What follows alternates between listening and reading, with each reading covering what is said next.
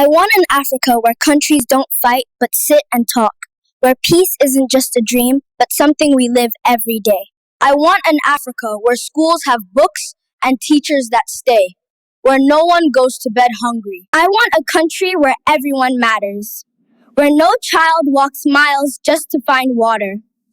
I want an Africa where there is stable electricity, a continent where leaders lead with truth, where no girl is forced to marry before she's ready, where children don't work in fields or factories when they should be in class.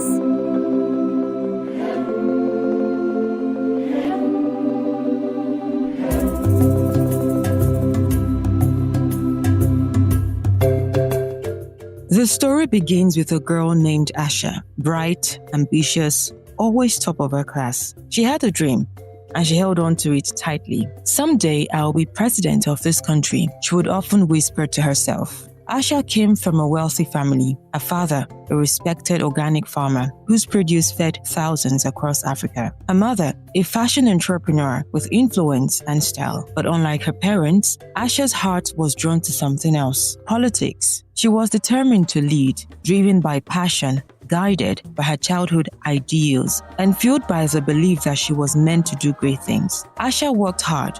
She read every book, aced every exam, and became the face of hope for many.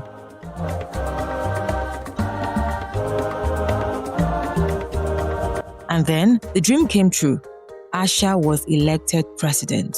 Thank you for electing me to lead this great country. This moment is not just about me, it's about us. Together we have chosen hope over fear, progress over promises. Real change starts today. My goal is clear: to position our nation to compete boldly with the world. We will build stronger schools, create better jobs, and ensure no citizen is left behind. Let history remember this as the moment we rose together. The work begins now, and I promise to serve you with honor and purpose.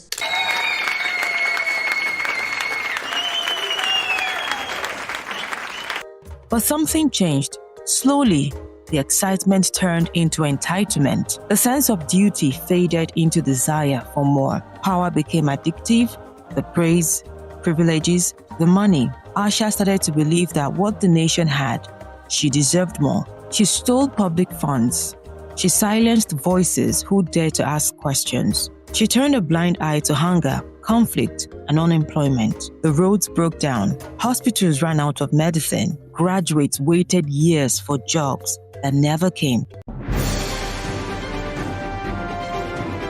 Breaking news. Citizens in Africana Bolan are unhappy because everything is getting too expensive. Food, fuel, and school fees now cost a lot more money. Many small shops are also having a hard time staying open. Some people are going outside to protest and are asking President Asha to help make things better and cheaper again. And the people who once believed now whispered in disappointment. She was supposed to be different. Asha had prepared all her life to lead, but she forgot what leadership truly meant. One day, President Asha paid a courtesy visit to a school. During the visit, she met a group of children. They asked her questions, but one child raised his hand and said, "Madam President, what kind of leader do you want to be remembered as?" Asha froze, and for the first time in years, she was speechless, because deep in her heart, she knew she had failed. She had become everything she once stood against.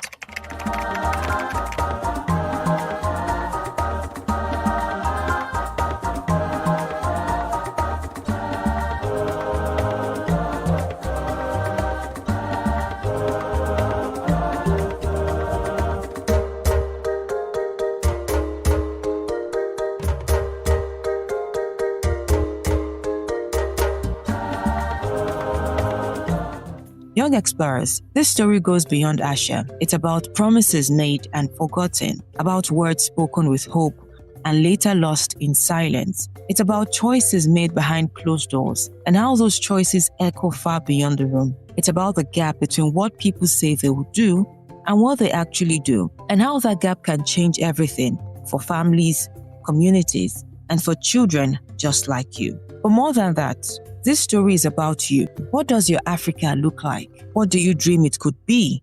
And how can you make a difference, even in small ways? Yes, being president is great, but do you know something? You don't need a big title to change the world around you. You don't need a podium or a crowd or a fancy badge. You can lead in the smallest spaces, in your home, in your classroom, in your community. Leadership isn't always loud.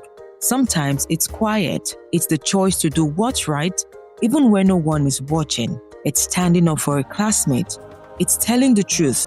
It's offering help, not for attention, but because someone needs it. People say some are born to lead, but real leadership, it's built, shaped by empathy, strengthened by compassion, guided by dignity, prepared by choices, big and small. So ask yourself, what kind of leader do you want to be remembered as? Not just someday, but starting today. In the way you speak, in the way you treat others, and in the way you dream for Africa. Because the Africa of your dreams begins with you.